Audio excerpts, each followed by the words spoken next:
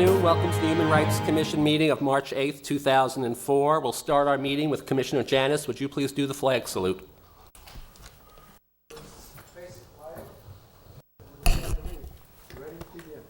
I pledge allegiance to the flag of the United States of America and to the republic for which it stands, one nation, under God, indivisible, with liberty and justice for all.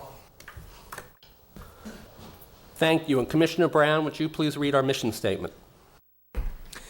Yes, the mission of the Human Rights Commission of Palm Springs is to promote improved human relations, civic peace, intergroup understanding, and the full acceptance, respect, and participation of all persons in all aspects of community life so that we will be equal in the eyes of each other. Thank you. Lee, can we have the roll call? Commissioner Janis?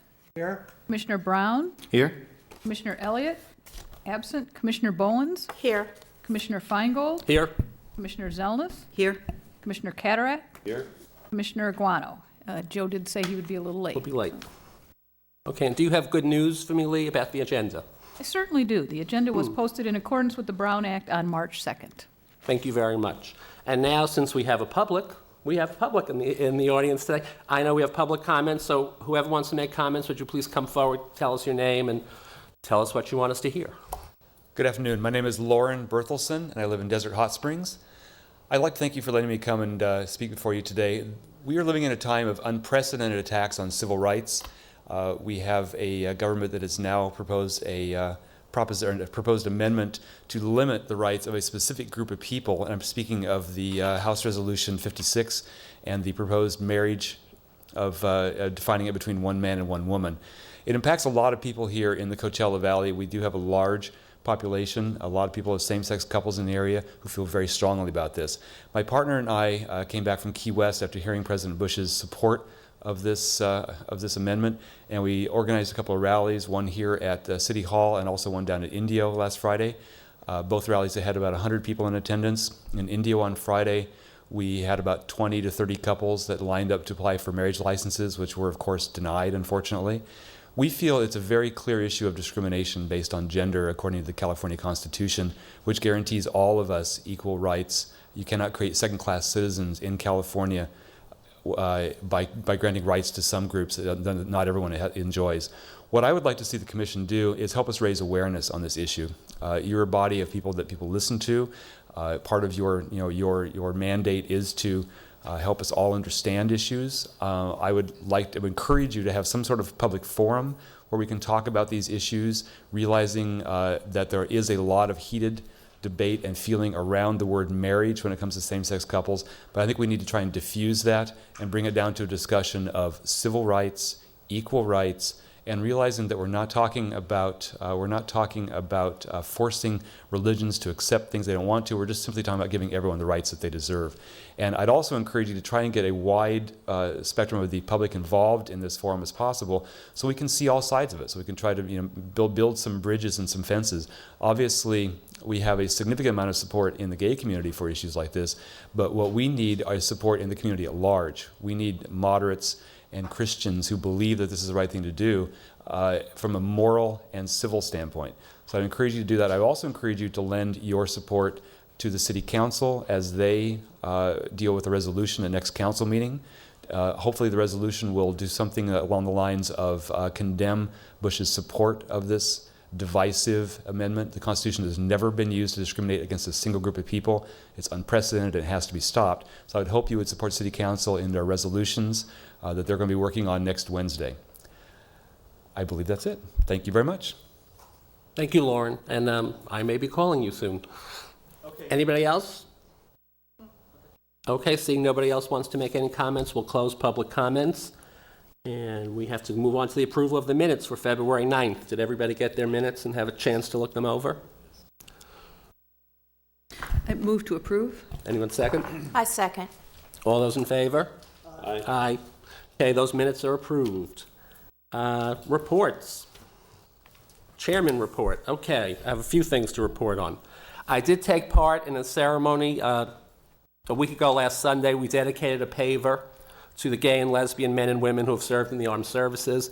The paver is where the Morris Kite Tree is, and it's right by the mural that this commission helped have done. And it was a very moving ceremony. It was really nice, and from now on we have a permanent paver that shows that we respect, what these people have done. I had a meeting with Commander Hall and some other citizens talking about hate crimes, and we came up with, and I gave you all, the police have printed this. This is a wallet size. It folds into 3, so you put it in your wallet. It gives you phone numbers, what a hate crime is, what to do if there is a hate crime, and I want to thank the police department. We're going to be passing these out in many establishments all over in Palm Springs, and they're also coming up with this in Spanish, and that should be ready in about a month, so I think that's great, so we thank the police for that. I spoke at a dinner for the Log Cabin Republicans, and that was interesting, and they wanted to know about the Human Rights Commission, what we do, what we're trying to do, and we had a good time. Republicans drink scotch, and the Democrats drink wine. That's the big difference I saw in the meetings, but I think it was very well received, and it was fun. I also attended the Anti-Defamation League kickoff in Rancho Mirage. I was named to the Desert Advisory Board, and I was the newest member, but now I hear Ron Oden, our mayor, is now also a member of the Desert Advisory Board. And I gave each one of you, speaking of gay marriage, the Anti-Defamation League, I passed this out, has come out against the constitutional amendment, thinking that's a terrible thing. So I wanted to get the word out on that as well. On Tuesday night, was it last Tuesday? Yes. At the Temple, the Human Rights Commission, our name was on a forum that was held with Reverend Andrew Green and Rabbi Ofsair of the Temple. We got wonderful publicity. I had no time to contact people. I talked to Sly about it. She wanted to know why. I had about 10 minutes, does the Human Rights Commission, and all I really did was send out about 100 emails telling people this is the forum, trying to bring people together. And I did stand up and welcome people and say that the Human Rights Commission was very happy to be a co-sponsor of this event. And then you could tell what happened later on. You were there. Richard Cataract was there. And then I spoke to my rabbi, and he yelled at me. I also spoke at the rally that Lauren had against the amendment to the Constitution to discriminate against gays and lesbians being married. And it was amazing. In 2 days, he had 100 people in front of the Palm Springs City Hall. And that was very impressive. And as he just said, they did a rally last week in Indio. And I'd like to see us tackle that subject and have a forum or something. And judging from who's not here today, I think we might have an open forum date. I'm just guessing. So, and that's my report for today. I'll turn to the Vice Chairman. A couple of things. One of the things that came up at the last meeting that we had was getting publicity out with regard to the meetings, particularly to have an agenda in the newspaper with regard to what was going on and what the commission was doing. I did get information to 2 radio stations, 1 television station. The newspaper, my contact there has changed, and I do have a new person who indicated that they must have the information, that is the agenda, at least 2 weeks prior to the time that we meet. I was not able to have the agenda in that time, so there was an announcement in the paper, but no agenda today. My hope is that next time that I will be able to have at least a proposed agenda to report to the newspaper so that people will be aware of it and that we can indeed have a greater audience. That was my major concern for this past week. And as Bill said, the forum, it was a forum last week at Temple Isaiah with regard to the Passion of the Christ was very well received. There were a number of people. I don't know how many. I would be hard-pressed to give you the number, but it was a significant audience. And Reverend Andrew Green gave his comments with regard to the movie. He indeed had seen it. He felt, in essence, that there was no anti-Semitism with regard to the movie, but brutal. Out of 126 minutes, I think there were 100 minutes devoted to real torture, if you will. Rabbi Ofsair had not seen it and elected not to, indicated that he would not, but gave interesting commentary with regard to what he thought the movie was about. As I say, the audience was significant. There were a number of people there, and what it did do was to provide an opportunity for discussion. It was a springboard that I felt very, very positive about. There were comments both pro and con, and for the opportunity, I think, presents itself to get together, and that was one of the things that Rabbi Ofsayer had indicated, for significant other meetings to discuss not only this particular movie, but other things that may be a crux between Christians and Jews. It was an opportunity, I thought, that was very, very well done. For that, that's my report on the vice chairman. Okay, thank you. And now we'll go to Commissioner Janis for mediation and senior issues. Regarding the mediation, I would like to announce that there's an up-and-coming activity with the Community Action Partnership. Riverside County Dispute Resolution Center will present a local conference for mediators, practitioners, professionals, managers, and trainers in the field of mediation. The conference will be held on April 24th at California State University, San Bernardino, and Palm Desert campus. The training will be presented by Natalie Armstrong, President and Founder, Golden Media, Judy Brennan, Transformative Mediator, and Virginia Van Manner, Assistant Director, Mediator, Regional Community Policing Institute. They are three of the top people in the field of mediation.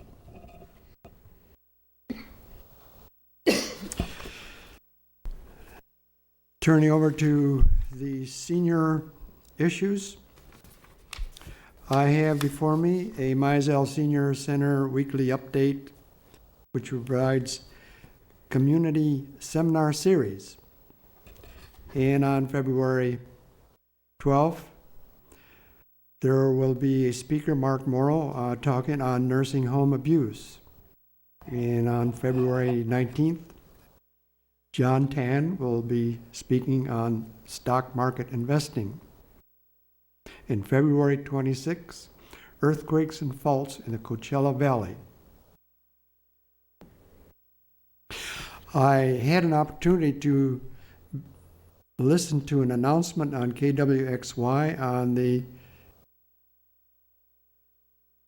meeting taking place, Human Rights Commission, Palm Springs, every second Monday of the month.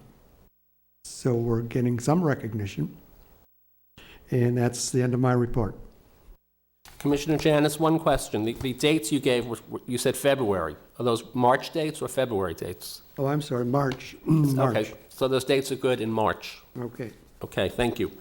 Community relations? Commissioner Cataret? Or did you already give us that in your other report? No. There are two other things with regard to community relations. There is a meeting that that is planned for the 20th of this month with three different business leaders with regard to what the commission is about. I contacted them. It's tentative, but we will hope to give information with regard to one of the plans that we will discuss a little later on, namely Recognition Awards Program. But in addition to that, a concern that was raised is that we don't know what the commission does and can we get further information. So the meeting is planned, as I say, tentatively for the 20th of this month with two, possibly three business leaders, with the hope that we will give information not only with regard to what we do, but also where we can fit in the community and address the needs that they feel need to be addressed. I also had two other pieces of information. One that came from the Los Angeles Times with regard to the human rights are dying on the vine. I'll make a copy for the commission members. This has to do with the potential boycott of Taco Bell for inhumane treatment of their workers. And another one that appeared today, human rights group says abuses by U.S. troops mar operations in Afghanistan. This is also from the Desert Sun as of today. I'd like to talk a little bit further about those, but I'd like to just, first of all, duplicate those for you and then give you information with regard to what those two pieces of information have. Another bit of information, the Human Rights campaign met this past Saturday in Los Angeles, one of the greatest number. I think there were well over 500 people, 1,500 people, I'm sorry, in attendance for the Human Rights Dinner. I was not there, but I did hear from a colleague of mine that they had raised well over $500,000 and that there were several celebrities there. There was an offer of $1 million if the Human Rights Campaign were to match that there would be $1 million in that campaign for whatever particular needs are felt necessary. It was a very well attended, as I say, a number of celebrities and a very, very positive response. Thank you, Commissioner Cataret. Hate crimes. I'm chairman of the Hate Crimes Task Force. Tuesday, March 23rd at 6 o'clock at Hunter's Video Bar on Arenas. Police Chief Gary Gendron, a couple of the commanders will be with him, and we're going to have an open forum. There won't be a slideshow. It's not going to be show and tell. It's going to be questions from the audience. Also, we're going to show things such as this little pamphlet that goes in your wallet about hate crimes, and we're going to discuss positive things that have happened between the police and the gay and lesbian community. So the public is welcome. The more that come, the better. That's 6 o'clock at Hunter's. We've already been in Bottom Line, Megacine, and they'll repeat the advertisements. Yellow Brick Road, which is the cable TV show, is coming to cover it and interview the chief and myself, I think, before it. And it'd be great if the commission, if you can come, so I can introduce you to the people in the audience, and maybe that's how we get word out, who we are, what we do, and I think that would be a big help. And that would be my hate crimes report. But that's March 23rd, very important. The chief at Hunter's at 6 o'clock. Commissioner Aguano, Education Forum Committee, Chair. Thank you, and I'd like to apologize to committee members for coming late. I had a prior meeting. I also attended the forum at the Temple. I thought it was handled quite well. One thing I brought away from that forum was something that Father Green said, in that regardless of what the movie is, objectively, people are going to walk away from that movie reinforcing their own prejudice, whatever they are. I have yet to see the movie myself. I'm going to see the movie.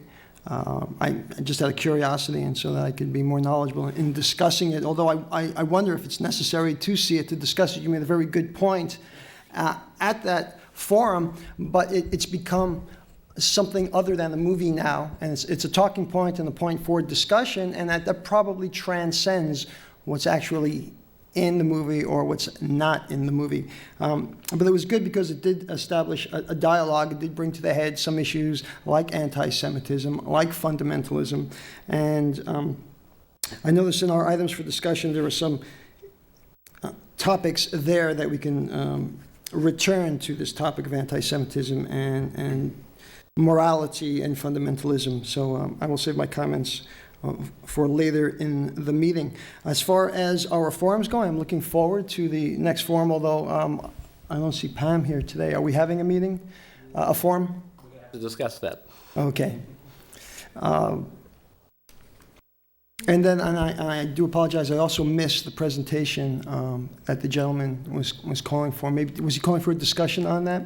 On gay marriage and the amendment to the Constitution. Lauren is the gentleman who, within 2 days, had 100 people in front of City Hall for the first protest. Mm-hmm. He's sort of taken the ball and run with it. And I think, well, we'll discuss it after we do our comments, but on the forums, I think that would be perfect. Okay, and I just want to point out that Sly had some very good comments about that, and just rather than limiting the focus, maybe to bring up, and I hope you make some comments and bring that into the record later on, because I thought those were good ideas, and I'd like to see that happen. So we're going to discuss the forum. Okay, and those are my comments. Okay. Unfortunately, our student member Holly is home ill today, and we hope that she gets better soon. And now I'll have any other commissioners have comments. We're open. Yes, I have a couple. I wanted to mention participating in the Black History Month parade last week with Joe. It's always fun. At one point, I thought I was going to be walking alone, and I thought it would be difficult to carry this big Human Rights Commission poster and do my parade wave at the same time. So I invited a young friend of mine, Abby Tyler, who is in fact from London, who had never walked in a parade before, thought it was a real kick. In London, they have orchestras. Kids sign up for orchestra, but it is orchestra, and they play Mozart. They don't do marching band kinds of things. So I think both the experience of the parade itself as well as the opportunity to be in it was fun. And I know I had a good time, and I think Joe did too. One of the very first really nice days that we've had in a long time, so the timing was perfect. Lots of participation, both in terms of the number of events as well as the people on the street watching the parade. And I'll let Dorothy talk further about that. My usual monthly information with regard to PFLAG, typically third Wednesday of the month, will not take place this month in lieu of the Desert AIDS Walk. Instead of the PFLAG meeting, PFLAGers and others are encouraged to participate in the AIDS Walk. I have signed on with my professional association. We have formed a team to participate. So those of you who aren't planning to walk in the walk, I would be more than happy to accept your cash, check, or credit card donation online, just to make it totally easy for you at your convenience. Would be happy to do that. And that's all I've got for Commissioner comments. Thank you. Commissioner Bowens, you want to make a comment? Yes, I do. First of all, I would like to thank the Human Rights Commission for participating in the Black History Month parade. I did see Joe, and at that time, he thought he was going to be the only person walking in the parade. And I also was in the parade on that day, and it was one of the best ones we've had, and the crowd in town was very nice. And I will bring your trophy to the next meeting. You will receive a trophy for participating in the parade. It was something that was not given out at the at Ruth Hardy Park, where they had the town fair on that Saturday also. Also, I will be sitting on the block grant for the Human Rights Commission. I was called by Mr. Cook. Mr. Cook did ask me if I would participate this year in that, and I think our first meeting is on March 18th, so I will be doing that again this year. And I am still attending the Desert Highland for their meetings on the second Tuesday of each month, so I am still doing that. So they do know that there is a human rights here in Palm Springs, so everything is going well there, and they also would like to thank you for allowing me to sit on both committees. So that's all I have to say. And again, thank you very much for participating in the Black History Month parade. Thank you, Commissioner Bowens. And I apologize, I couldn't go to the parade I left early to go to LA. I went to a wedding. And to show you how people are thinking, this was a wedding between a man and a woman. And as they were coming down the aisle, the buzz was, it'll never work. So it's a hot topic. But thank you, and next year we'll have more participants in that parade. Staff reports. Lee, do you have anything for us? Just a reminder that your 700 forms are due by April 1st, if you haven't turned yours in. I don't know where mine's at. Can I get another one, please? Sure. You just see Judy or the city clerk. They have them. Thank you. Mm-hmm. Lee, can I give you some more articles to Xerox for next meeting? And I would just like to thank Lee for being at the parade. I did see her. She did wave, and a lot of the city officials were at the parade as well. So thank you, Lee.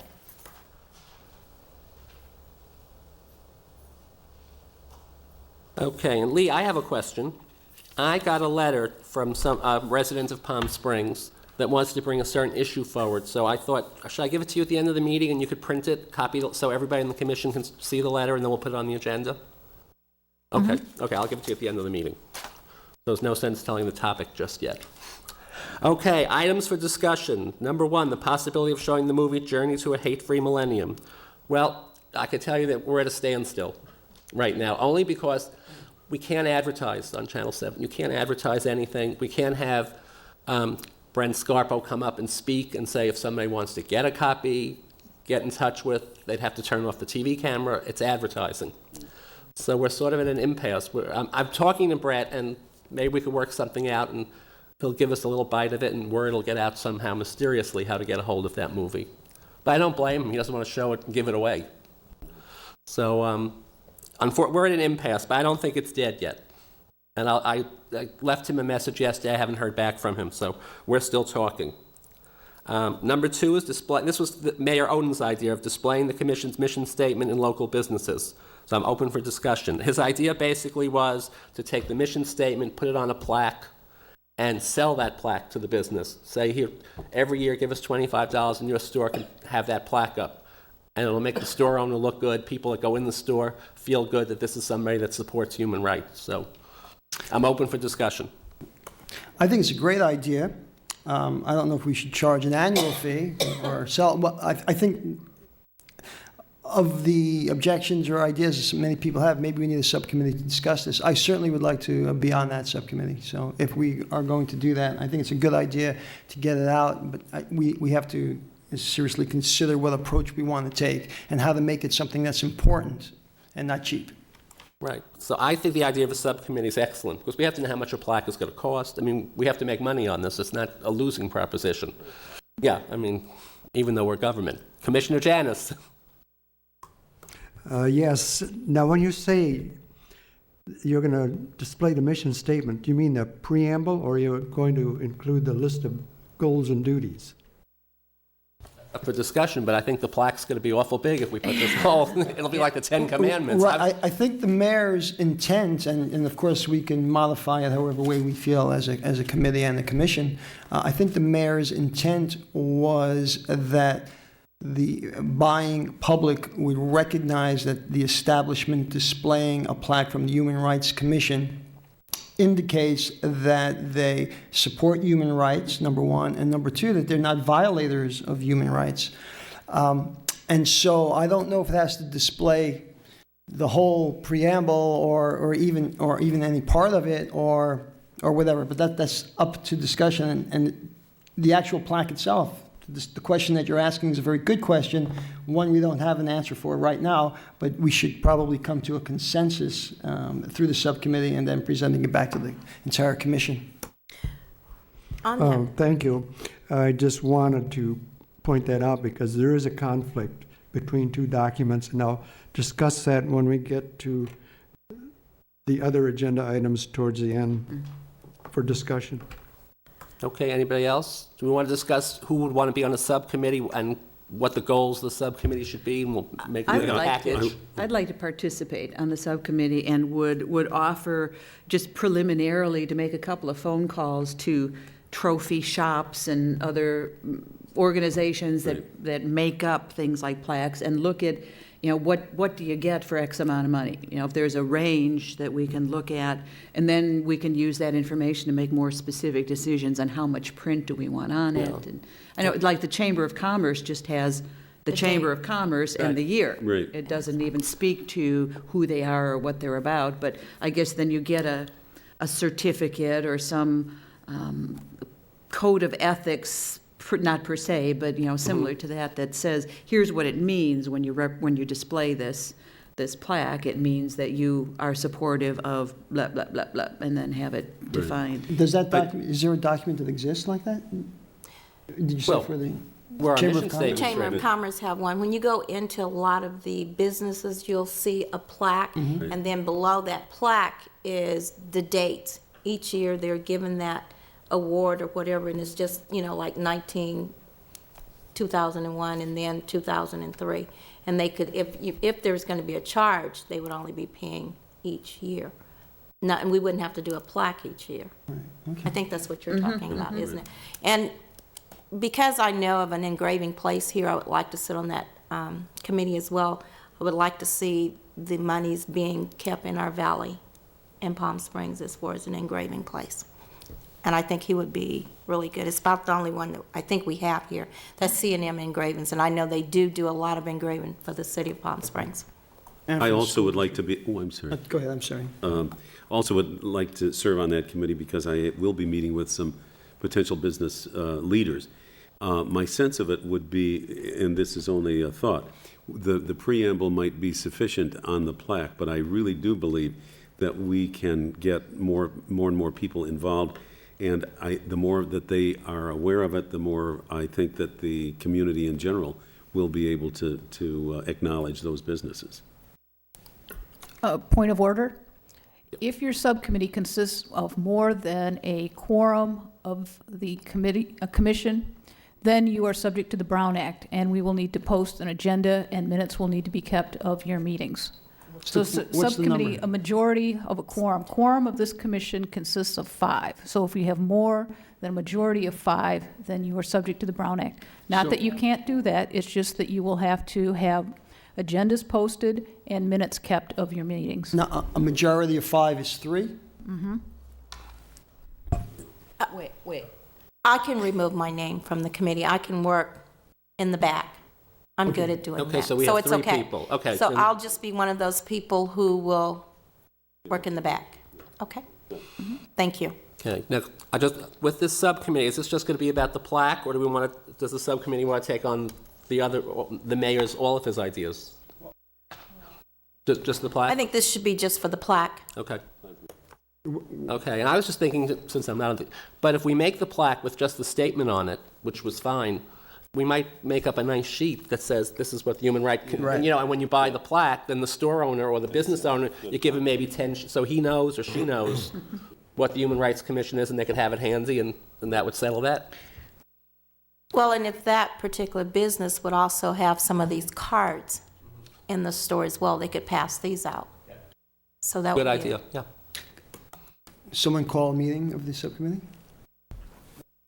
Will someone call a meeting of the subcommittee? One of us want to volunteer? Well, now how do we do that? Do they have to do this now and determine when they're going to meet? No, they can do that amongst themselves, or they Okay. can set their calendars now while they're all here. Should they have a chairperson? It's up to you. It's Well, up I'm to not the on it. I'm in the commission. back. Yeah.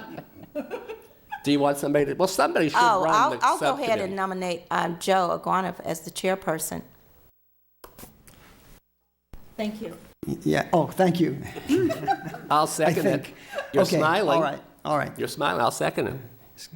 So All right, all those in favor of Joe being in charge, being the chairman of the subcommittee that will report to us on the plaque, the mission statement, and where we're going with that, all those in favor, say aye. Aye. Opposed? It carries unanimously.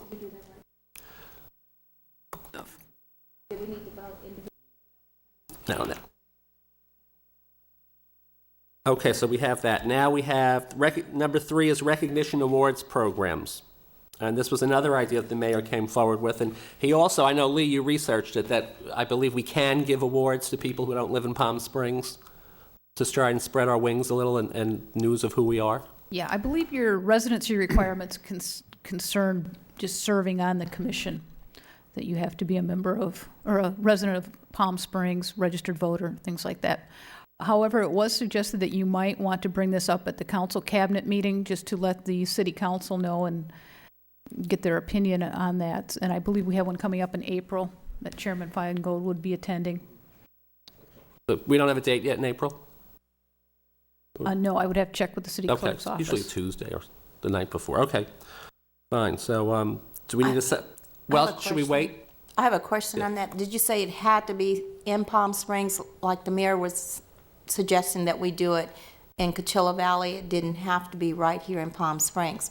So do we have to stay in our own city?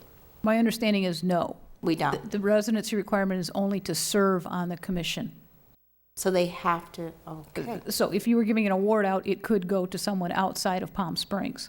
But as long as they were on a commission. No, no. Oh, it's- What I'm saying is only your residency in Palm Springs counts if you want to be a human rights commissioner. Okay, I If you gotcha. If the commission wants to give an award, We it is can. not limited to residents of Palm Springs. Yeah. There's also been some discussion, for example, when an issue for potential mediation comes up, the individual either has to live in Palm Springs, or the issue, the situation has to be Palm Springs based. You know, we can't deal with something in Cathedral City or Rancho Mirage, but this is, you know, sort of unlimited as to the geography of who we recognize. Yeah. That's good. There are a lot of people. But now should we wait to discuss this issue until I bring it up to council cabinet? So we get the official answer from the mayor and the council, they say, go ahead, instead of running off with the idea and then finding out that we're on We the have to wrong path? cancel, yeah. I will report back as soon as after, the council cabinet meeting, and I will ask them about the recognition awards program. And I think too, Bill, if I could just throw in Yes. as well, that we really, once we get rolling with that sort of a recognition program, that we really open the doors for, I don't know if we want to do a formal nomination process per se, but, depending on if we do a monthly recognition or an annual, then, we certainly want to get the mayor and council or other people's recommendations beyond our circles that might be fairly narrow Yeah. in terms of recognizing what's really going on in I agree with you, yeah. our larger world. I would think once I come back from council cabinet, if they give us the okay, then we'll have to have another little subcommittee come up with a total package of how we want to handle it, and then we can discuss that issue, okay? Next is number 4, review the commission's mission statement with the possibility of revising it, and I'm open for discussion. Well, I have a question. Were we able to locate the minutes of that summer seminar that we had? Anybody? I looked into all of my files. I don't know, Commissioner Anguano, did you receive my email? I did, and you had one that you wrote out there, but it wasn't the one I was thinking of. No.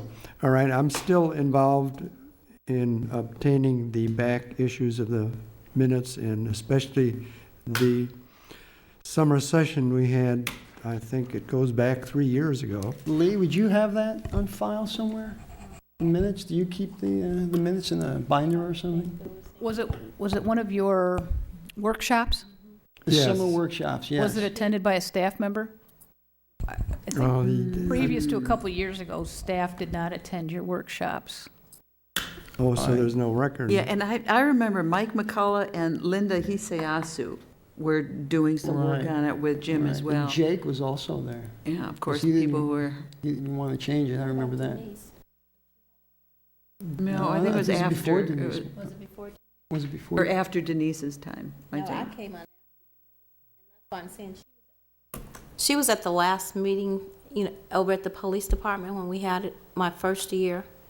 And she was there, so and I kind of remember us working on that. That's why I was wondering if she.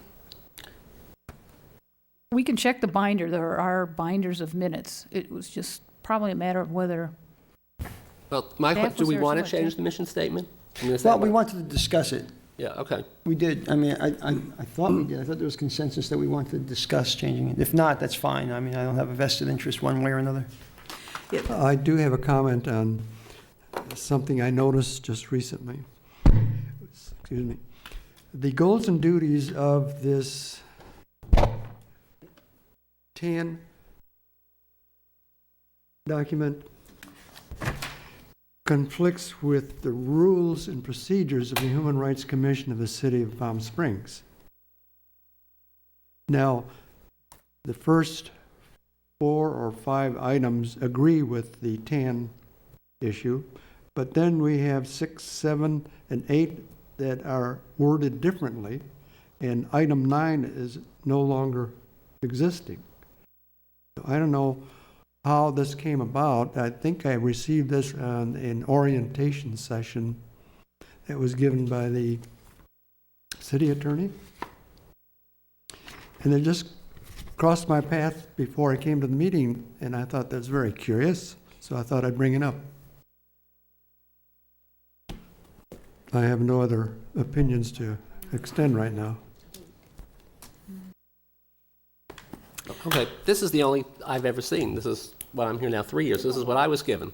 But okay, I was always given I this. have a white one, and I think, Lee, didn't you pass this out to us and told us it was typed better or something? And I see in number 8, I think there's only one different. It's from for to of. They left out the word of and put the word for from looking at my white and the buff copy. So I don't know if it was a typo area or what, but it's not that much of a difference in the two. We don't give semi-annual reports. I just did the annual report. But Lee, did you turn that in? Did the annual report go in? the annual report has been turned in.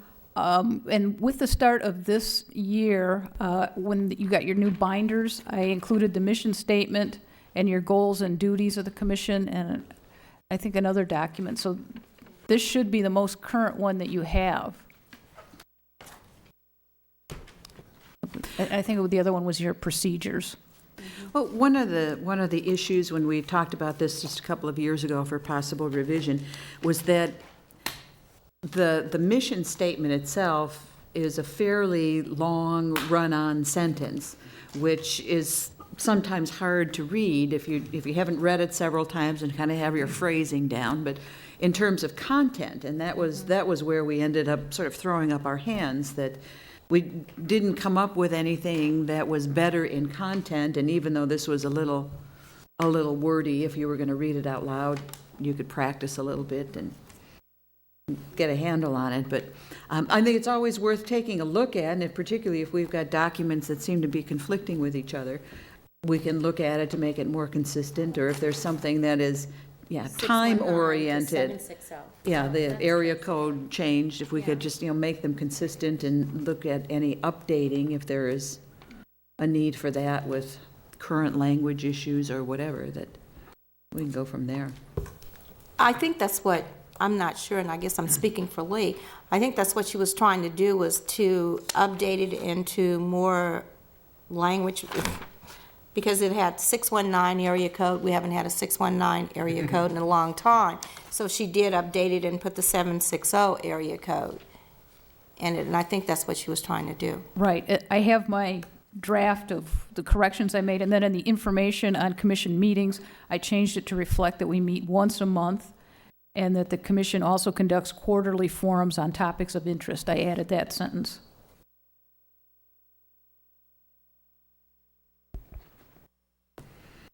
Okay. Well, see, I'm reading the mission statement. It is hard to read it aloud unless you read it a few times. But it does, that paragraph does cover everything. It's very general. It covers everything. I don't know if there's such a word as placable, but it's very placable the way it's written. I would agree with Commissioner the things underneath it, I think, have to be updated. Because we just don't do semi-annual reports, and we don't offer certain services that we say we do. But I don't want to change the mission statement just to change the statement. You people, want to change it. I don't see a need to change it either. This might be something for consideration in the committee that will meet with, that Commissioner Aguano will chair, with regard to that, getting the plaque taken care of. We might want to address in that committee, looking at this again, it may be grammatical changes that we need to make rather than anything substantive. And my sense of it is at this point that it's fine as it stands, but it might need some twinking, I guess. Okay, so we'll leave it at searching for the minutes of that meeting, and if we find that, we'll present it, and if not, we'll try and tweak the statements and bring that back to the committee, and we'll have two separate issues there, what the plaque says and whether it will include the mission statement as it stands now, okay? Okay, that would be great. And that would be Okay. for the April 12th meeting, right? Right. The April 12th is the next business meeting. Okay. So we could discuss all that at that meeting. Terrific. Number 5 on the agenda, possible resolution about Palm Springs diversity, support as a city for San Francisco Mayor Newsom, equal rights. I'm open for discussion. Et cetera, et cetera, et cetera. That was my suggestion, and I am not aware of particular discussions that City Council is having, presumably this week, that Lauren had mentioned around a resolution. Not this week, it's next week. Next week. This is a study session Wednesday. I think a week from Wednesday, some kind of statement is coming from the council. That's what I've been told. Okay, 'cause my suggestion was that we, as the Human Rights Commission, consider drafting a statement for a resolution by council, but we may be a day late and a dollar short here. I think if we wait and hear what their statement is, we might be ready to say we support the council, but we don't know what they're going to say yet, but I have an idea. We can kind of guess. We can that kind of guess, are so I likely think to we could support. say that the Human Rights Commission of Palm Springs supports the council's statement on, equal rights in marriage.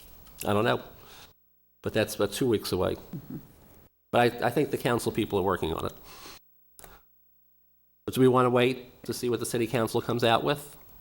Because usually we don't want to get in the way of the city council. Yeah, so. unless we want to chat with the mayor or with council members about what role, if any, Human Rights Commission can play, or if we can provide some assistance or draft some language, or, I will do that. Okay. I will talk to the mayor and to certain people on the council and find out what role they want the Human Rights Commission to play in this. Okay, that's great. Number 6, March 2nd. Mel Gibson's Passion, Can It Be a Teachable Moment? I think that's a quote from the forum that we had. And, well, you know, it's up to you. I don't know. I think this probably came from me. And I didn't realize that once the movie opened, there were going to be forums all over the place. I mean, this movie's been talked to death already. So I don't know if any of you want to do it. For me right now, I think it's been overdone, overtalked, overblown. yeah, I personally don't have any need for further discussion, and I will not see the film because I have some issues with Mel Gibson around, from what I understand to be the strength of his homophobia and other reactionary sorts of political inclinations, and I just won't support Mel Gibson in a movie he's in or directs or is otherwise involved in. So I will not see the movie, and the fact that how many minutes of the total is brutality and violence is just more than my sensitivities can handle.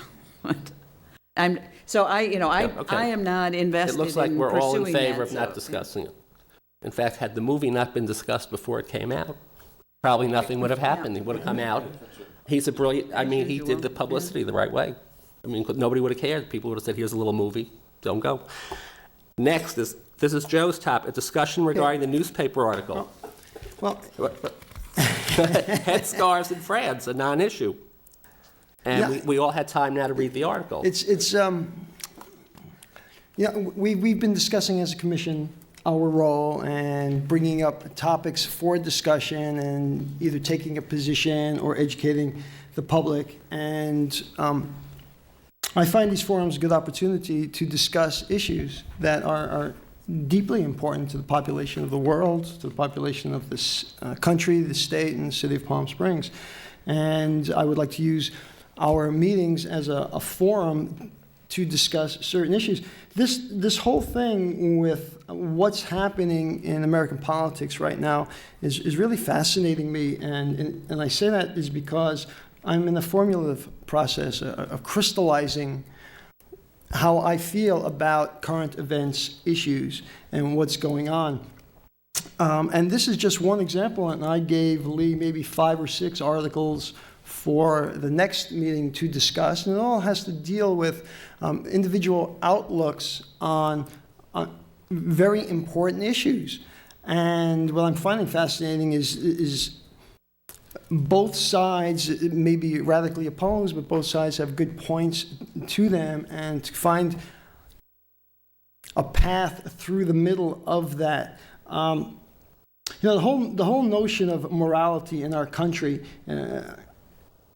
is coming to a head with something like the movie, with something like the resistance to recognizing gay marriage, with the president calling for an amendment to the Constitution, all coming together.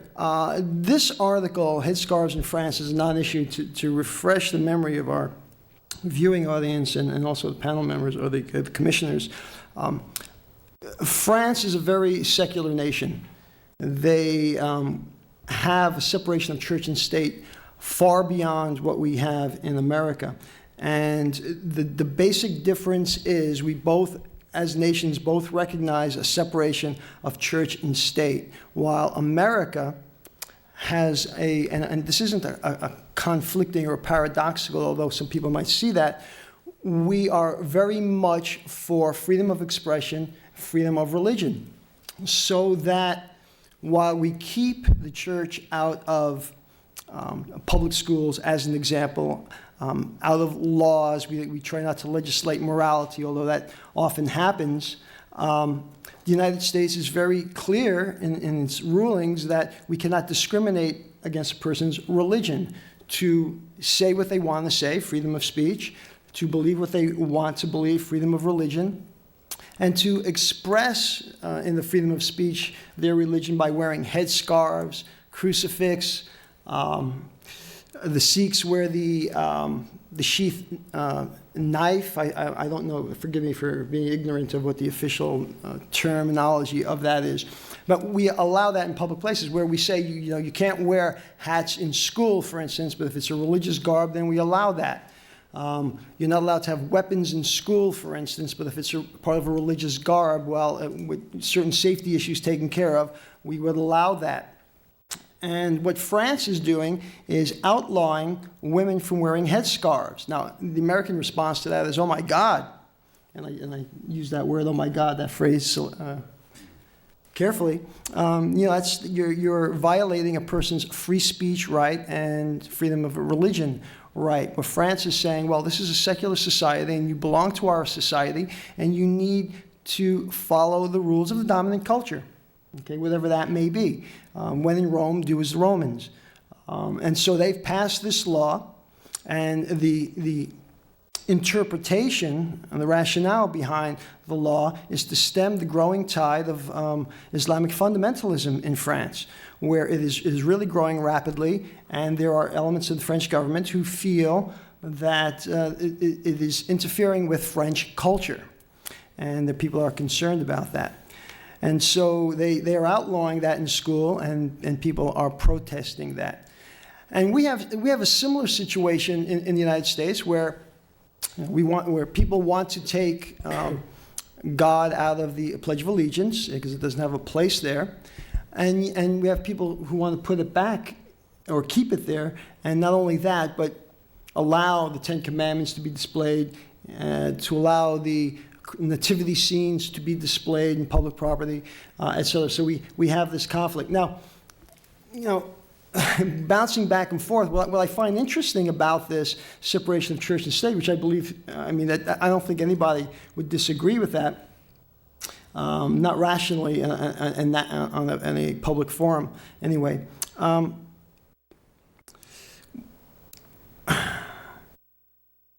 What it results in France is, France is one of the most anti-Semitic nations in the world. I don't think that's an exaggeration. So it is a totally non-secular, or a totally secular state, non-religious state, and yet we have this high incidence of anti-Semitism, where in America, where we have tremendous amount of religious fundamentalism, we don't see that as much. Now, I'm not taking a position on this one way or another. I just find this a fascinating prelude into any discussion we may have about morality and religion. And I understand, on one hand, where fundamentalist religion want to have a overriding morality. And I understand, on the other hand, that there is a need for the separation of church and state. And my eternal question is, how do we balance this? How do we navigate these treacherous waters? How do we come to a resolution? How do we establish a public morality, a public morality of what's right and what's wrong, and not bring in a discussion of God? And is that possible? And if it is, we need to come to some kind of an agreement. Is secular humanism the answer? Do we discuss secular humanism and try and find the morality there? And these are issues that are debated in Philosophy 101 across the college campuses all across America. So I'm bringing this up. France is trying to be a very secular nation. They are banning headscarves. They certainly want to forbid religious expression, because they feel that has no place in their society.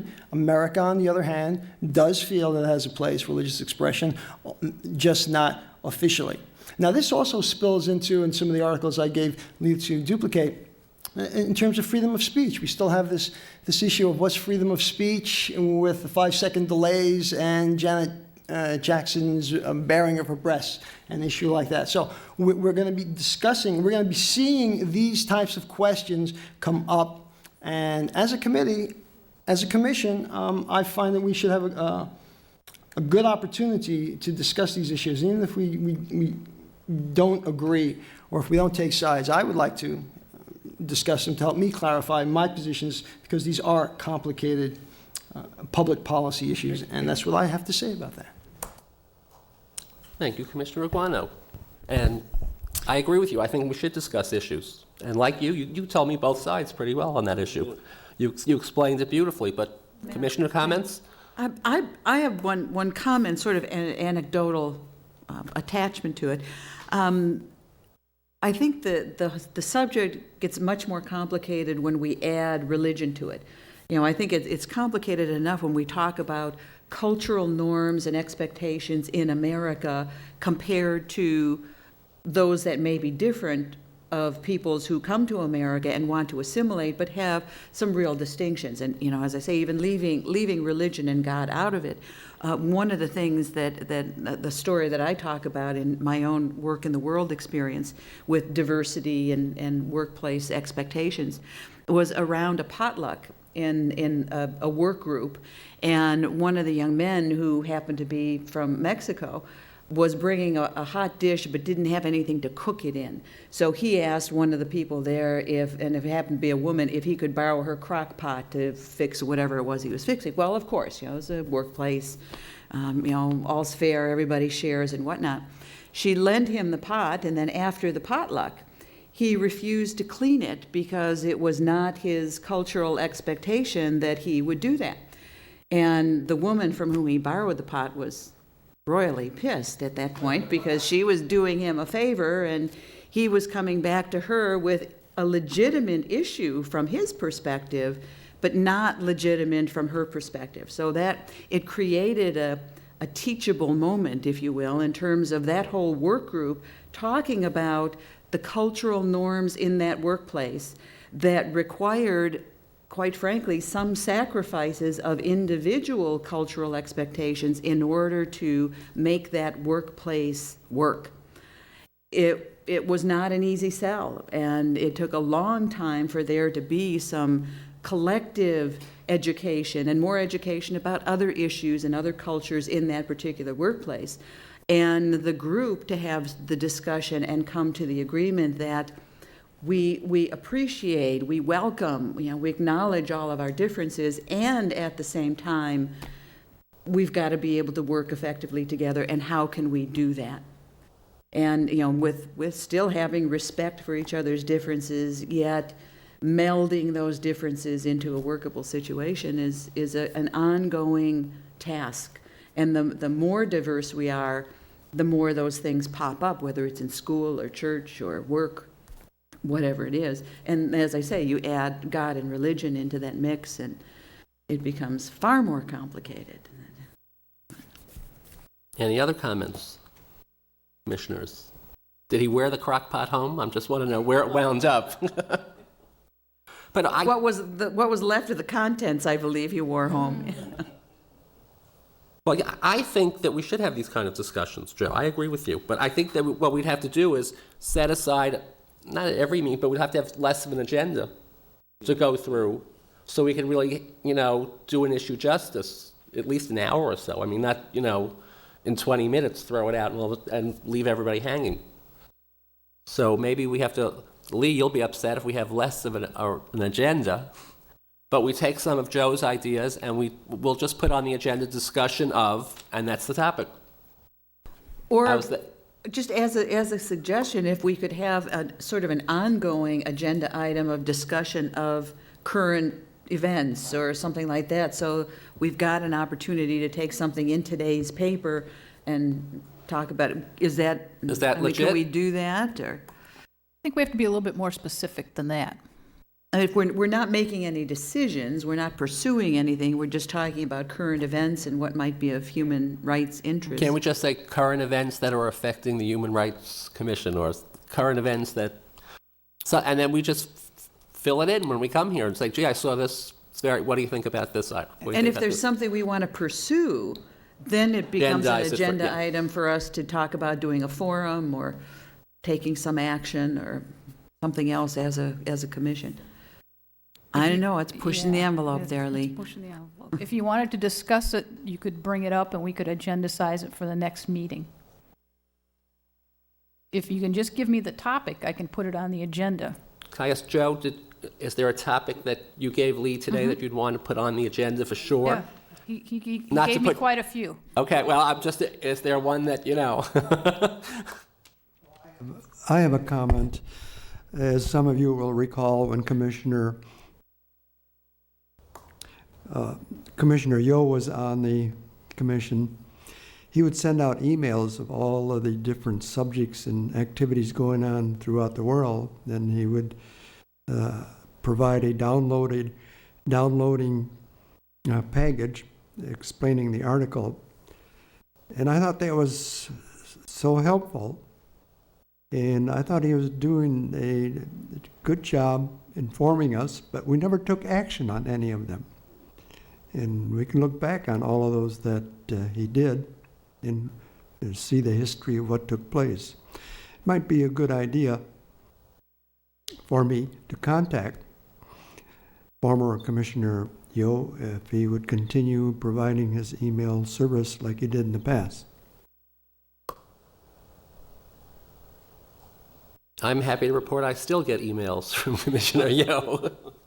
I'll forward them to you, absolutely. All right. I think I got 2 the other day.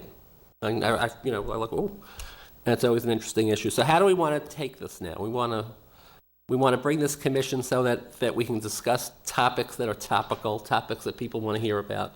We want to know how each other feels about an issue, and it's that damn Brown Act that makes it much tougher. But I think... Yeah, well, Yeah, no, go ahead, Joe. Go. No, I'm looking at the agenda item number 8, and it's another article that I gave regarding Chief Justice Rehnquist criticizing sentence restrictions. And basically, it's a fundamental discussion of the separation of powers in the United States Constitution and what powers are reserved for the judicial as opposed to the legislative, as opposed to the executive. I mean, that's a broad topic that we could spend a whole year discussing. It comes up. Perhaps it could be just as simple, and I don't mind giving Lee the stuff, and she could Xerox it, and then given a meeting just to refer to the articles and to point out to the people. And, you know, part of education is to allow people to ask questions. You know, we don't have to give them the answer. To point out what the issues are, and if anybody is watching us, say, yeah, I didn't think about that, or I didn't think about this, and have it out there, and then help us clarify, because we are in the position to make public comments and take a public position and get it into the record, and that's all these are. These are opportunities to get on the record of making a comment and taking a position on something. And sometimes we may not want to take positions, but we just want to clarify points or ask the questions, the rhetorical questions that we don't have an answer for. So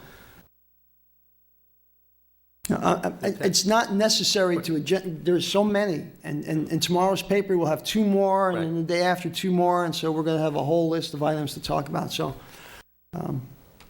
yeah, and if we put them all on the agenda, then we really can't have a discussion because we're wasting time going through the agenda one by one by one. That's correct. So let me ask this, Lee. When the agenda is posted, do these Xeroxed articles are part of the posting?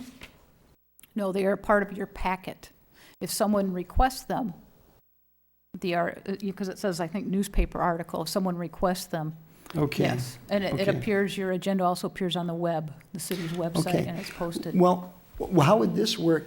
And again, you know, I gave you maybe 6 different articles on maybe 4 different topics. Richard gave 2 articles on 2 topics. Okay, we just list the topics and not consider them. We could put them down for items for discussion, and if we don't discuss them, we don't discuss them. And if something, when we're previewing our packet and we want to make a comment, it's there for us to comment on, and so we don't have to discuss them. And would that be setting up a false expectation from the populace who comes out and says, I want to talk about that? No, because I think if someone was at the meeting to discuss an item, that you would honor their interest in it. Okay, We welcome it. okay. Yeah. So I will just list them as agenda items, and I'll say included in packet or something. So Discussion you'll know. items. That Yeah. word agenda gets us in trouble. I think discussion items. Sure. And maybe we could say, like, the next meeting is April 12th, you're coming back with a committee report. Maybe just have 2 things on the agenda, and then the last hour of the meeting, discuss these articles. Okay. So we can give them some, not all of them, of course, if we get into a big debate about one, just stay with it Okay. and see what's most interesting to people. So we'll do our homework and read all the articles that, Lee, you're so lucky you get to mail us, right? So now, do we want to discuss, does anybody here want to discuss further what Joe was talking about, the headscarves or the Rehnquist article that you brought up, that you gave us? I have a comment with regard to the headscarf issue. One of the things that I think that it alerts us to is that we really need to be aware, not only in France, but I think we also very much need to be aware of cultural differences. It's a matter of awareness, and I think of education as well. Anecdotally, I have a situation too that I think was brought home very clearly when I was a principal. We had a large group of Chaldeans, that is Christian Arabs, who came into the community. We weren't really well prepared to deal with them because we didn't know that much about them. And much as we tried, and we did do our homework, and I think did an effective job, but one of the things that was very, very clear was that the more that we offered to have school involved in the parents' lives as well as the children, was that there was a division. It was school is here and home is here, and never the twain shall meet. It was a very, very difficult thing to overcome, and it really took 2 to 3 years before we were making headway. We learned, and so did they, that school was not such a horrible place to be. But it really was a matter of, as I say, awareness and education, and that education was a two-way street. Thank you. I bet you were a good principal. I think I can tell you were a good principal. Should we move on to the next topics? And then, okay. I'd like to move topic number 9 into topic number 11, because that's the same thing. It's about forum topics. So number 10 is we have interviews coming up, which, by the way, if anybody wants to be on the Human Rights Commission, March 31st is the cutoff date, correctly, for applications. So anybody out there listening, if you want to be a member, you live in Palm Springs, apply. And of course, we have a couple of seats open. And do we know if we have any applicants? Yes, we do have applicants. Yes. And I'm assuming that number 10, I'll probably be invited in by the mayor and whoever else from the council wants to interview people. And I think last time we discussed what questions you would like me to ask the applicants. And one of the things I'm going to stress, and that's going to come up, is attendance. The attendance has been terrible the last 2 years. And we just have to get people that understand that this is a serious position. I mean, people want to be on this commission. It's not enough to say you're on the commission. You have to show up and you have to do some work. And, who's this from? Oh, from Commissioner Zellner. Thank you. I was just handed a list of potential questions. Do you want to go over them, Sly? Sure, be happy to. I also wanted to mention, I neglected in commissioner comments, the minutes from the last homeless task force were too late to get into your packet, so I put a copy of those minutes on your packet right here at your place tonight, or this afternoon, so that just, that you have those. Excuse me, Sly, before you start, may I please be excused? I have another appointment at 4:30. Yes, you may. Thank you, Thank Commissioner you. Bowens. Bill and I briefly talked about the upcoming interview session, and I was glad to know that you, Bill, would be participating in that again. And in the interest of giving some suggestions, if you will, to the mayor and council when meeting with human rights candidates, because I remember my couple of interviews that I wasn't quite sure that I said what I needed to say or what I was supposed to say, or if I was meeting expectations of what they were looking for in terms of candidates for the Human Rights Commission. And given that part of what I do for a living is interview questions, not necessarily for boards and commissions, but for job applicants, I kind of think in terms of asking questions that will elicit the kind of information you want from people who are interested in this commission, and finding out why, basically. And my first suggested question is, human rights being a very broad topic, what specific aspect of human rights are you interested in or passionate about? Is it around homeless issues? Is it around gay rights? Is it around civil rights for people of what is your passion? What about this commission interests you? What will you contribute to the commission or to the city? What kinds of volunteer work have you done in the past? What were some of your volunteer accomplishments? What did you value about the experience? These are the kinds of questions that, in my mind, get at both a person's history and willingness to participate in a volunteer role, as well as find out how they felt about it, what was important to them about the volunteer experience. Have you ever served on a board or a commission in the past? And whether it's a city board or commission, a nonprofit or other group, what was your role and what were some of your accomplishments? And the last two are getting into, if there's time and you really want to get into more of, personal attributes, describe a situation where you had a choice to make a decision or take a stand that was difficult for you or unpopular within your circle. What did you learn from the experience? So if you were taking a contrary role, are you willing to do that?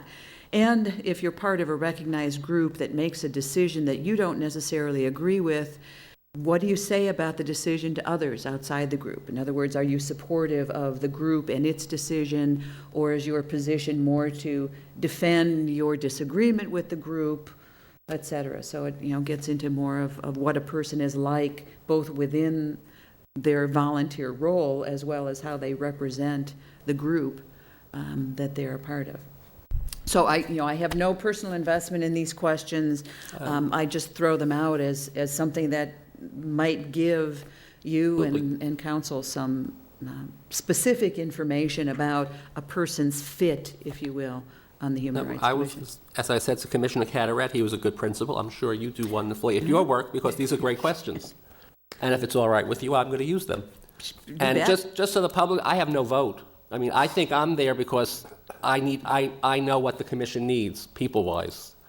Where are we lacking? Do we need gays, straights, women, men, younger, older? And I'm just there. I'll ask every one of these questions to everybody that's being interviewed. Oh, great. So if someone is smart enough and they're watching our meeting and they're coming to be interviewed, they will have heard the questions, but that's okay. It's not a quiz show. So, Commissioners, thank you. I'm going to use these questions.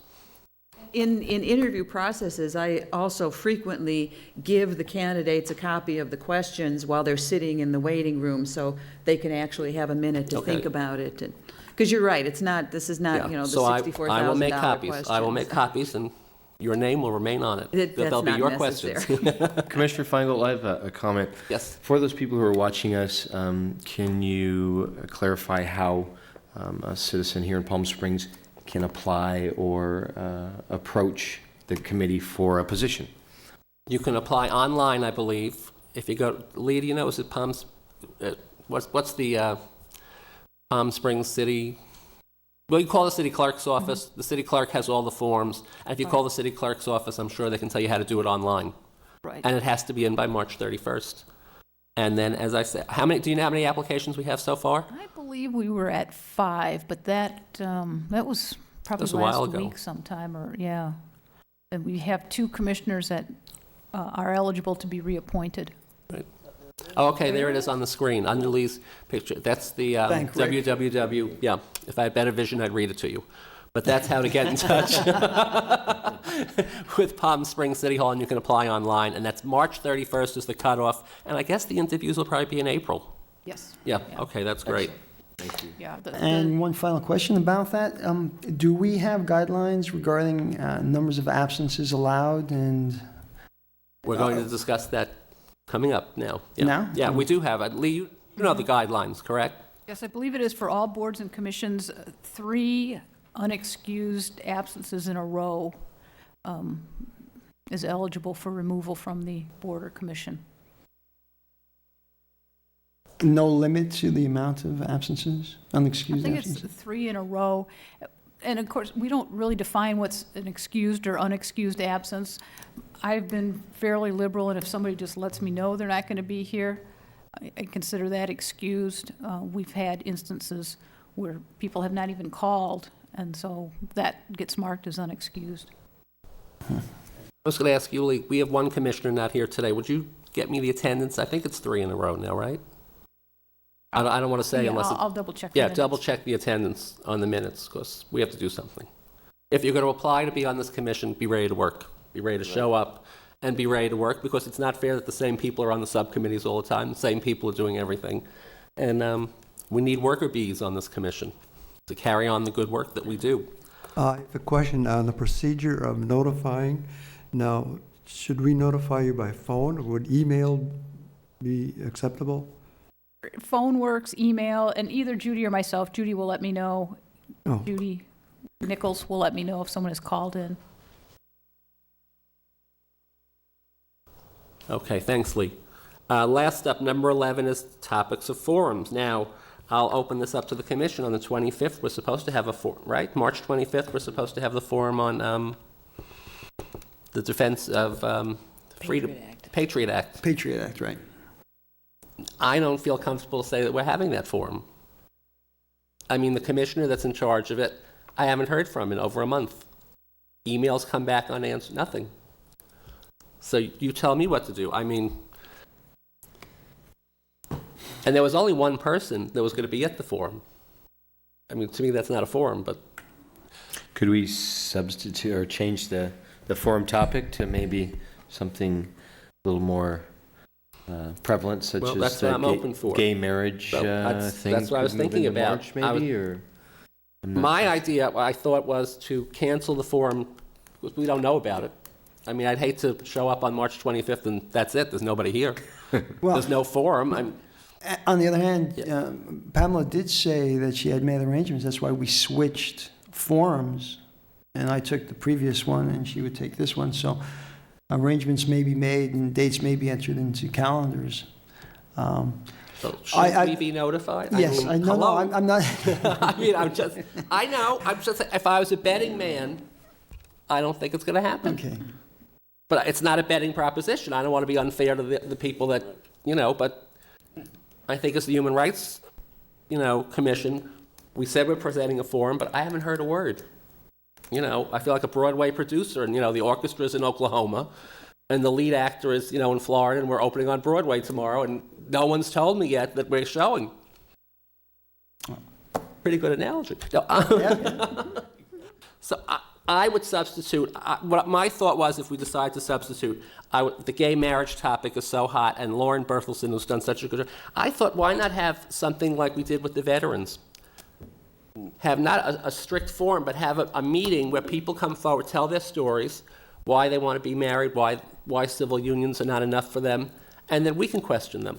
Because I don't know if you know it, and the city of Palm Springs should be proud, the veterans all over the country have made copies of those tapes when the veterans were here. It's being shown all over the country by veterans groups. And I think it's wonderful because it's the Palm Springs Human Rights Commission that put that on. So our name is getting all across the country. Every meeting, I hear they show this tape.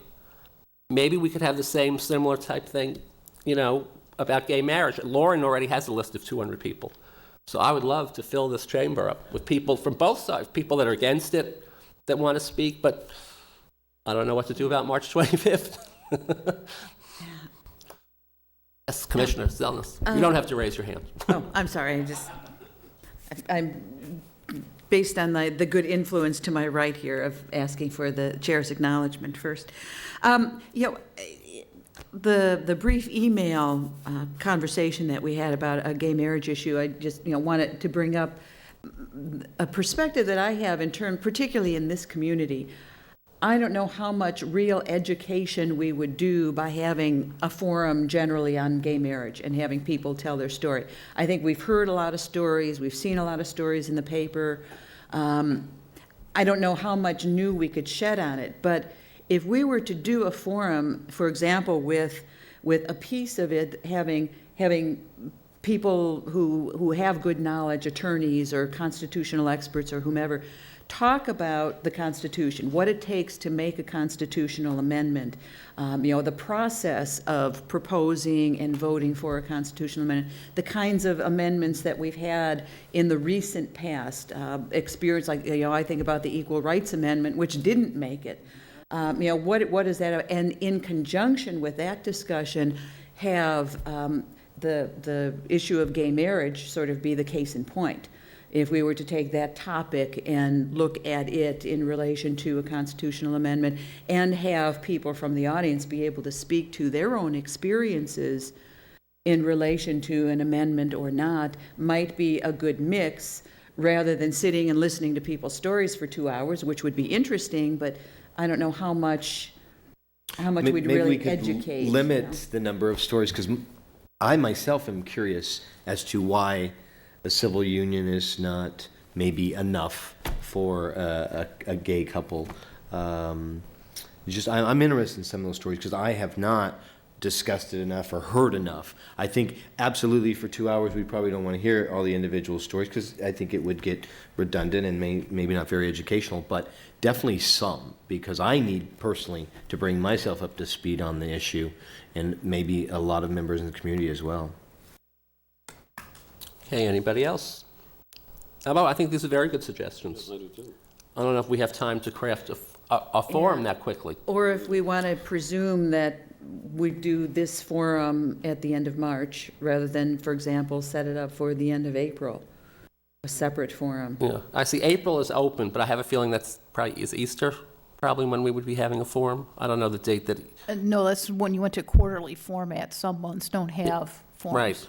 It won't be Easter Sunday anyway, but Thursday, but, Well, for me, the issue goes back to whether we're going to have a forum or not. So, and I guess my feeling is, I would like to assume that we are going to have a forum on the Patriots Act, and we need to make an effort to contact Pamela and have an alternative evening planned just in case that doesn't come across. And I like Sly's idea, and I like your concerns about the differences. And I'd be willing to do some research on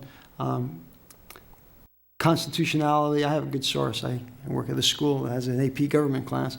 I wouldn't mind doing some research on both the difference between civil unions and marriage, and also the history of the constitutional amendments.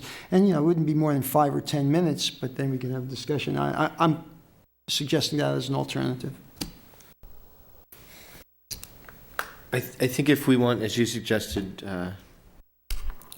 Mr. Feingold, to fill the place with people, I think to notify and get the gentleman who spoke earlier excited about bringing his group here for this discussion would take a commitment of a date and a time that we would need to plan for at this time. So my feeling is if you have tried and had no response to your emails or confirmation, that maybe we make a move to move forward with gay marriage issue and invite the speaker who was here earlier to come back with his group that have that concern, and just go ahead and go with that and forego the confirmation or the guesswork of the Patriot Act forum.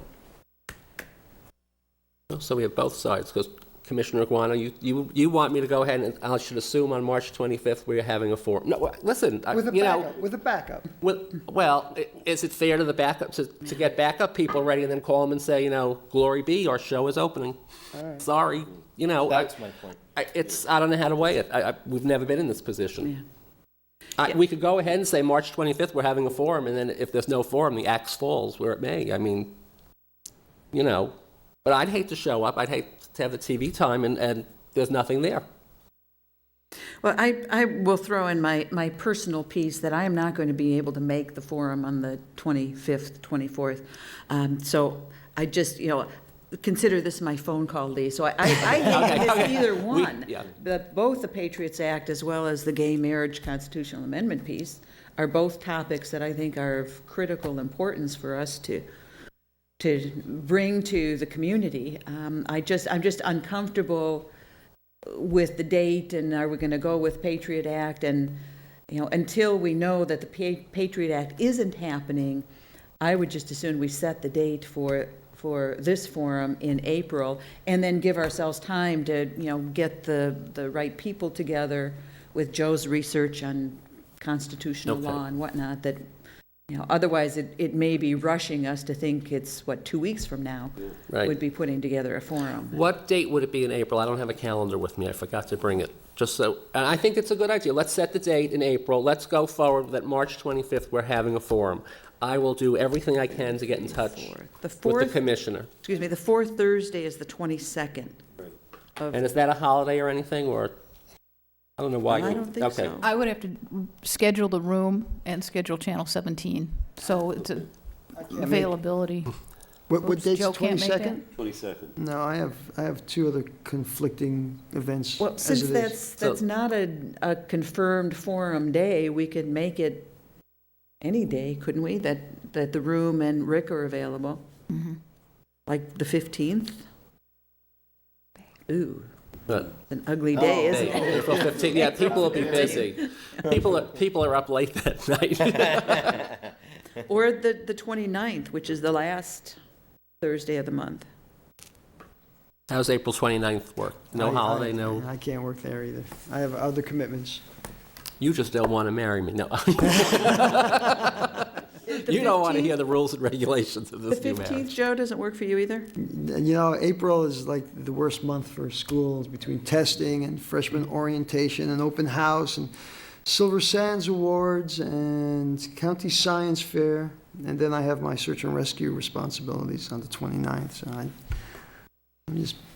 I do apologize. But That's you know, okay. I mean, No, you listen, can go but- ahead without me. I don't have to. Does April 29th work for everybody else? Yes. Okay, so Lee, can you find out and I guess if we're going to do that issue, how about I'll be in charge of the forum since you're not going to be here? I'll take that responsibility. And well, we'll talk about a constitutional lawyer that could explain. Because that's a good idea, so let's open it up, and this is what you have to do to the Constitution.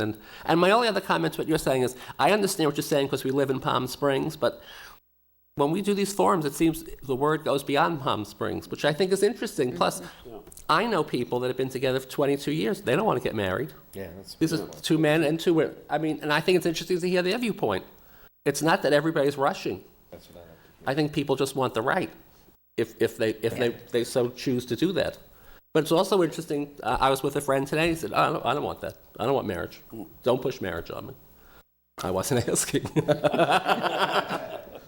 Be careful there, yeah. Yeah, careful. Okay, so I think we've settled that the 25th. I will certainly find out before if we're going to have a forum. If I have to get in the car and find our commissioner and find out, because there's no sense showing up and if we're not having a forum. Okay, and then we've settled on April 29th to be a forum, and it'll be about amending the Constitution and the gay marriage issue. So is that okay with everybody? That's fine. Walmart. Walmart is last. Well, I had brought that up because there's a lot of people in town that don't want Walmart, and I think there's two sides to that And issue. I mean, the stage that it's in now, it's a proposal. it's a superstore. Okay, superstore. 4 football fields. You know, it's as big as Yes, 4 football fields. proposed for a particular area over Near the by airport. Lowe's, Yeah. correct? Yes. Which is already kind of an industrial shopping area. So the concerns are That what- Walmart doesn't hire union people, that they don't pay a lot. On the other hand, Walmart brings cheaper prices into town for people. We have lots of seniors. We have lots of fixed income people. That's it in a nutshell. That's it in a nutshell. And, you know, Yeah, my and you feeling got is if we human deny rights. Walmart coming here, what does that mean? I mean, look at all the money they bring to a city. I think it's a positive thing, actually. I know, but what about if you own a business downtown? You might not be thrilled. And how does this relate, I mean, in terms of us as the Human Rights Commission, what are the human rights issues that may be the top? I mean, we can I think it's go a on all workers' day issue. talking about Yeah, to Walmart the or living, not to Walmart. living wage. I think it's a they're not living wage they're not issue and things like union. that. Non-union. And didn't they have some controversy over the illegal aliens they were hiring? Yeah, to but clean it was their a stores? subcontract. Oh, that was a It was subcontract, right. subcontract. Okay, all right. But I mean, you could see the commercials on television now. They do brilliant commercials with what they bring to the neighborhood, and everybody's smiling, everybody's so happy, and Maybe we want to talk to La Quinta and then A month. see what happened there. you know what? We don't have to discuss it today because now we have April booked. We only have one more. May 27th is our last forum. Okay. So is that okay if we'll worry about that in April? I have a question. Yes, Commissioner Janis. Perhaps, Lee, you could look into this with the city attorney. Are we going over the boundaries of discussing something that's commercial?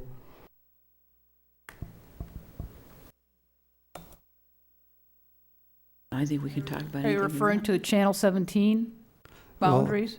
On the air, and is it the commission's place to bring these issues out? demoralizing some people and criticizing a company. I'll check with the city attorney. I'll check, but I would just say it's out there already, the issue. I mean, I didn't pull this out of whole cloth. There are articles in every magazine, every paper. I mean, certain cities, they're passing laws that ban Walmart, basically. You know, they pass a size law or whatever, so Right. Walmart can't fit into that Right, structure. And I think we do this, the population a service by pointing out what the issues are. Because people, well, why not? You know, and here are the two issues. Here's one side that believes this and one side that believes that. Whether we take a position on that, it's not necessary. And that- I think it's going to be a big issue in Palm Springs. You know, I know just as many people that want it, just as Right, many people right, that don't want it. exactly. And And that We have to discussion be may be educated. had at the city council level when the development makes it there, and at the planning commission level, those human right type issues may surface at that time. So in the crux of a public meeting, I think we're a forum. But I'll double check with the Okay, city thank attorney you, Lee. if you want to go ahead with it. now, we've gone through all 11. We've gone through. With 25 minutes to spare. And does Commissioner Janice have anything to say to me? Nicely. I move that we adjourn. Anyone second? All those in favor? Aye. Meeting is adjourned. Thank you very much.